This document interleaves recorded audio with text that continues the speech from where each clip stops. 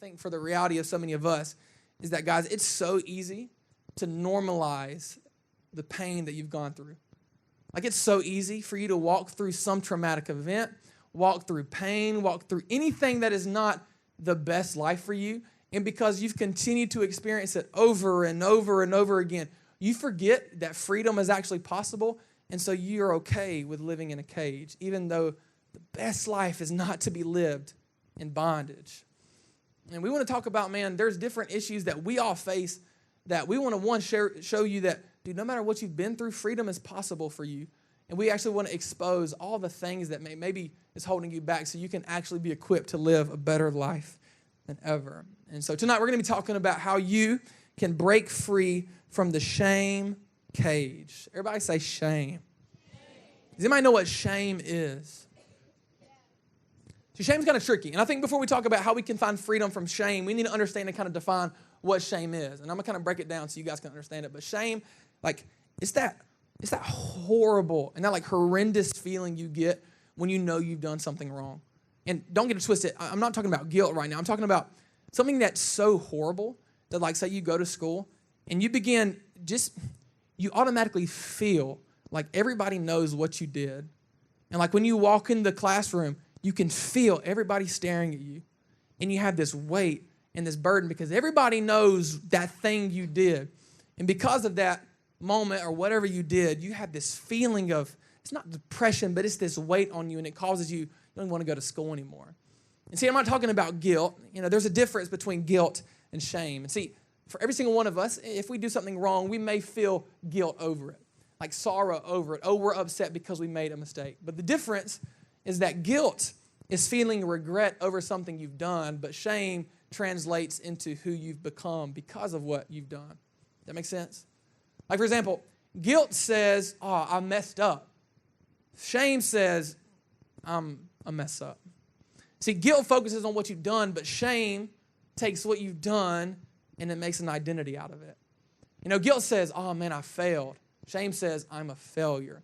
And see, guilt, it still stinks because nobody wants to feel that, but it doesn't hold you back. It actually leads you to a place where you can recognize what you did and then not do it again. But shame is an issue because how can you change who you are?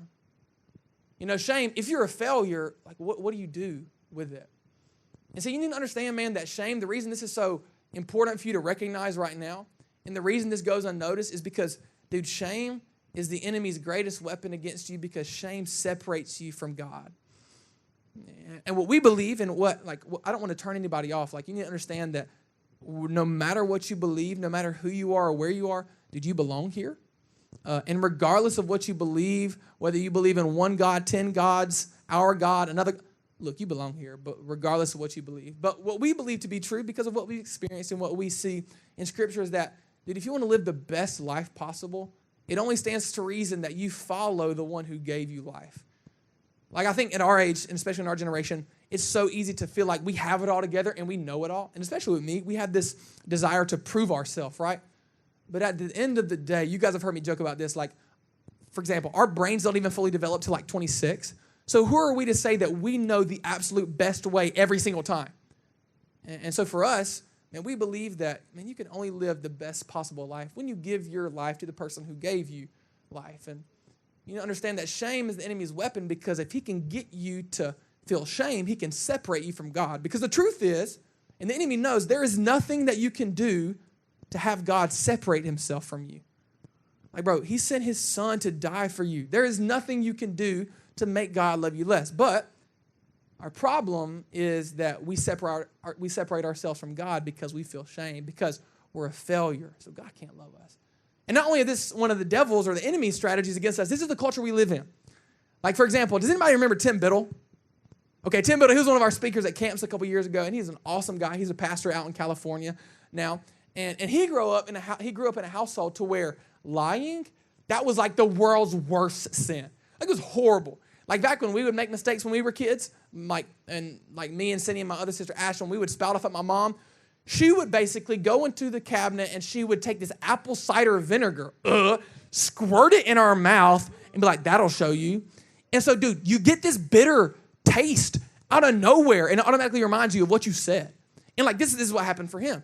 So, for example, in his household, whenever he would lie and he'd get caught, first of all, he would get beat and spanked and told never do that again. Okay, that's kind of the first offense. If he was ever caught lying again, this is crazy, bro. When you become a parent, don't do this. This is traumatic. His parents would go to the spice cabinet, grab some cayenne pepper. It's hot, bro. Throw it on his tongue, and once his tongue was numb from the burning sensation, they were like, that'll show him. And so whenever he would have that burning sensation in his mouth, he would be reminded never to lie again. What? And it was so funny, too, because there was one time where he actually stole money from his parents who put pepper in his mouth for lying. What are they going to do if you stole something? He stole money, and they found out. And the funny thing about Tim Biddle is, thank God, none of you have done this, or else, you know what, no judgment for you if you do this. He had grown out this rat tail, bro. This rat tail, bro. This little mini braid that like went down to his like middle spine. It was all braided, it had a little ponytail. This dude was so proud of it. What his parents did, bro, he stole money, they snipped it off and put it in a Ziploc bag and taped it over his bed, bro. His freaking rat tail is staring at him in the face as he goes to bed at night. Like, how demented can you be? Like, spank him or something.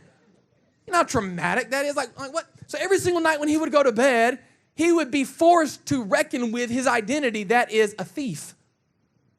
Like every single time he would go to bed, he would be reminded of not just the act of stealing, but the fact that I am a thief. Every night, the shame would plague him.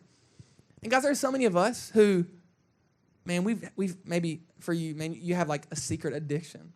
And I'm not just talking drugs, sex, or alcohol. I think our culture puts a big weight on that. I'm talking anything. Man, you're addicted to any addiction that takes your eyes off of Jesus and redirects your life outside of you living the best life. It's something that needs to be dealt with. So maybe you're addicted to gossip. Maybe you're addicted to Instagram, living lives through other people's eyes as opposed to yours. Like maybe you have this secret addiction, right? And instead of it just being a problem, you've begun to identify with it and you're an addict. You know, maybe for you, you made a questionable decision, and because of that act, it's now identified you as a part of that. I think so many times for every single one of us, there comes a moment where we do something and we mess up, but then the guilt of that mess up, it turns into our own shame. And so for us, we've got to be able to be people who can actually deal with the shame.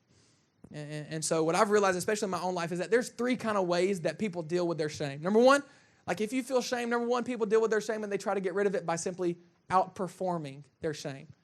Because shame says, all right, if you're a failure, then you need to perform better and not fail so that you won't be a failure. Like if I succeed, I can drown out the voice of shame, but it never works. Another reason another way that people try to deal with the shame is through perfection. And they say, okay, if my shame was brought about by me doing something wrong, then if I can just be perfect in every area of my life, I can shut shame up. So if I can be the perfect Christian, I don't have to feel shame. Like if I can be the perfect boyfriend, girlfriend, I can shut shame up. If I can be the perfect fill in the blank, I can shut up shame. But if you know, what I know is, guys, we are human beings and perfection is a myth. And so when you mess up, it's only going to continue to remind you that you are what you did. And then when perfection doesn't work, we simply pretend. And I think we're all used to this. And we understand that, man, if we don't feel lovable, if we don't feel worthy, if we don't feel like somebody who is worth being around, then we will put up a fake front to make people think we're what we're not. And hello, we live in the age of social media to where we can be who we want to be without ever being it in the first place. You know, we live life on Instagram smiling, happy, but we're silent and depressed when it comes to our own personal life. It's like we tell other people about what we did on the weekend, but we fail to tell them how we feel after what we did on the weekend. You know what I'm saying? And so when performance and perfection and pretending doesn't work, it's left to answer the question, what do you do with your shame? And for us, man, the good news is that, man, because Jesus carried the cross, you do not have to carry your shame. And I know that sounds cliche, and we're in church, so of course the pastors are going to say that. But you need to understand not that he died, because that's huge, but how he died. Because the power of the event of his resurrection from his death was not in the fact that he died and was rose again. It was how he died. See, back in his day, Roman soldiers, there was multiple ways that they could kill people. Like multiple ways. There was many things they could do, right? They could have people assassinated. they could have, there was different gangs that were there that were simply who could slit their throat. There was multiple things that could happen. But what they did was they chose to crucify him. And what that meant was basically they would strip him naked and hang him up on a cross for everybody to see. And the goal of this was that every single person would witness the shame of this individual. And they would be so disgraced by what they saw that nobody would ever follow him.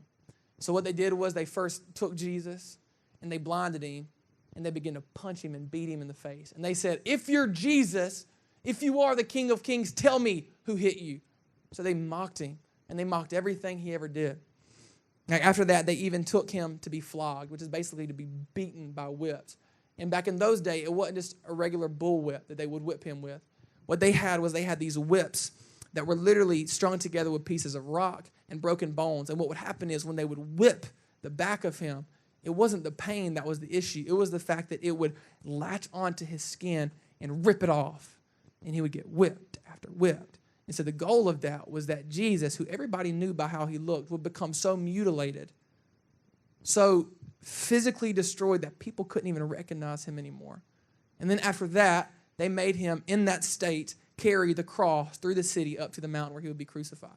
And the goal of that was they wanted every single person who had seen him before, talked to him before, followed him, to see him in his shameful state. They wanted to see him struggle, see him bleed, so that they would turn away from him. And then finally, the very last thing, they strung him up completely naked on a cross. And I know when we see pictures of that, we see little cloths and underwear. But you need to understand that's just for your own protection.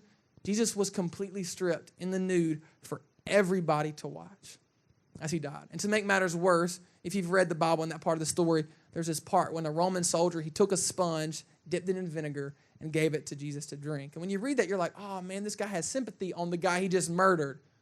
But the reality of the situation was back in that day, they had no toilet paper.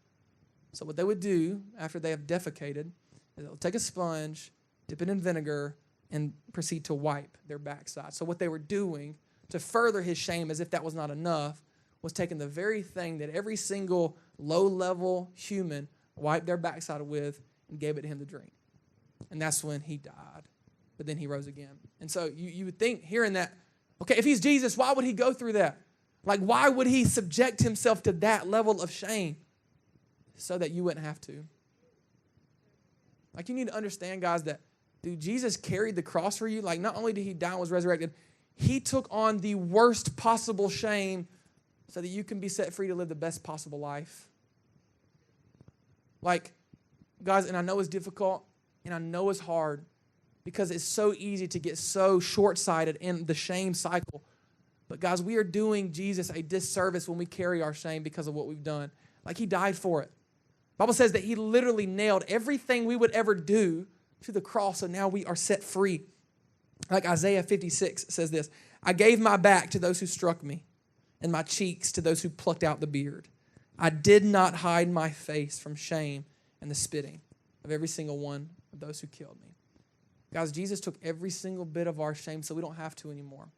And so if you're in here and you deal with shame at all, let it go. Like, if you are bound to the cage of shame at all, man, step out, because the cage is unlocked. Like, Jesus has bought your freedom because of what he did on the cross. Like, he carried the cross so you don't have to carry your shame anymore. So I challenge you guys this week, as you go about your life and you realize you're not perfect and you mess up, let your guilt lead you to simply saying, okay, I messed up, I'm going to live better. And don't become so weighted down by your shame that you forget what Jesus did for you. Because he took on the worst possible shame so you can live the best possible life.